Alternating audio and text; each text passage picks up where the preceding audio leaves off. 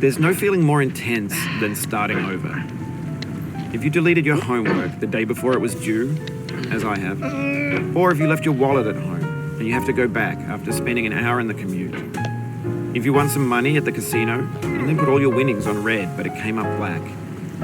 If you got your best shirt dry cleaned before a wedding and then immediately dropped food on it. If you won an argument with a friend and then later discovered that they just returned to their original view. Starting over is harder than starting up. If you're not ready for that, like if you've already had a bad day, then what you're about to go through might be too much. Feel free to go away and come back. I'll be here. Alright, thanks for coming with me on this trip.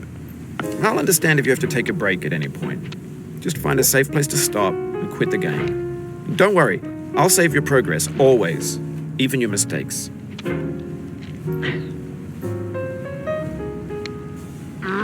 This game is a homage to a free game that came out in 2002, titled Sexy Hiking. The author of that game was Terzoz, a mysterious Czech designer who was known at the time as the father of B games. And B games are rough assemblages of found objects. Designers slap them together very quickly and freely, and they're often too rough and unfriendly to gain much of a following. They're built more for the joy of building them than as polished products. In a certain way, Sexy Hiking is the perfect embodiment of a B game. It's built almost entirely out of found and recycled parts, and it's one of the most unusual and unfriendly games of its time. In it, your task is simply to drag yourself up a mountain with a hammer. That act of climbing, in the digital world or in real life, has certain essential properties that give the game its flavor. No amount of forward progress is guaranteed. Some cliffs are too sheer or too slippery, and the player is constantly, unremittingly in danger of falling and losing everything. Anyway, when you start Sexy Hiking, you're standing next to this dead tree that blocks the way to the entire rest of the game. It might take you an hour to get over that tree, and a lot of people never got past it. You prod and you poke at it, exploring the limits of your reach and your strength, trying to find a way up and over. And there's a sense of truth in that lack of compromise. Most obstacles in video game worlds are fake. You can be completely confident in your ability to get through them once you have the correct method or the correct equipment or just by spending enough time. In that sense, every pixelated obstacle in Sexy Hiking is real. Oh, you just lost a lot of progress. That's a deep frustration, a real punch in the gut.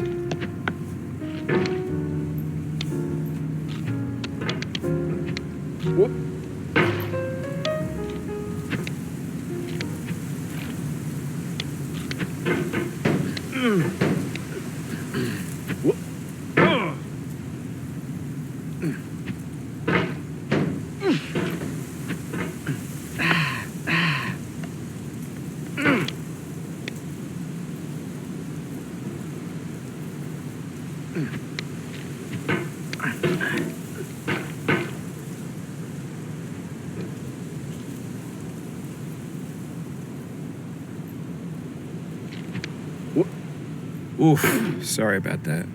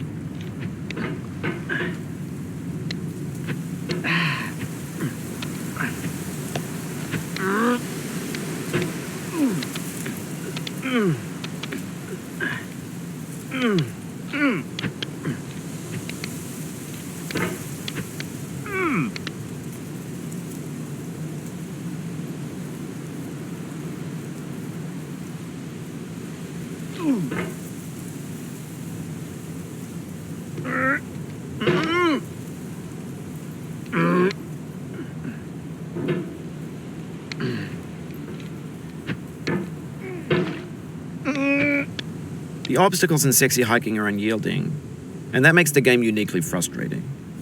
But I'm not sure Jazzuo intended to make a frustrating game. The frustration is just essential to the act of climbing, and it's authentic to the process of building a game about climbing. A funny thing happened to me as I was building this mountain. I'd have an idea, usually turn out to be unreasonably hard. But I couldn't bring myself to make it easier. It already felt like my inability to get past the new obstacle was my fault as a player rather than as a builder. Imaginary mountains build themselves from our efforts to climb them, and it's our repeated attempts to reach the summit that turns those mountains into something real.